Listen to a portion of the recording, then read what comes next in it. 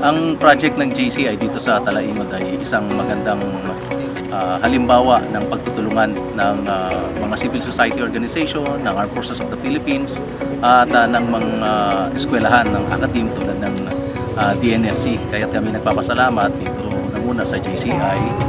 Sana matagdagan pa itong mga projects na katulad nito at nakita naman natin ang mga estudyante natin na kailangan talaga nila ng tulong upang sa ganoon ay hindi na sila ma-recruit ng sinumang mga grupo na gustong sirain ang ating kapayapaan. Maraming salamat, JCI Manila. Ang donation na ito ay lumagpas sa isang building. Ito ay simbolo ng pag-asa at pagkakanan ninyong walang commitment sa inclusive at sustainable peace dito sa Talaimod. We are committed to really help and support whatever the needs of our students and ensuring that this facility can be used to really support the studies of our students.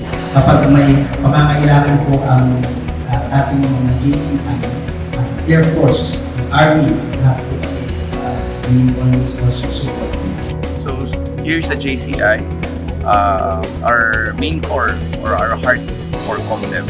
So ito, nagawa natin ito sa tulong ng mga ating stakeholders. And we also like to thank BBGC Group natin na puspusan, tinapos kong project within 3 months at ito na turnover natin. Thank you for everyone.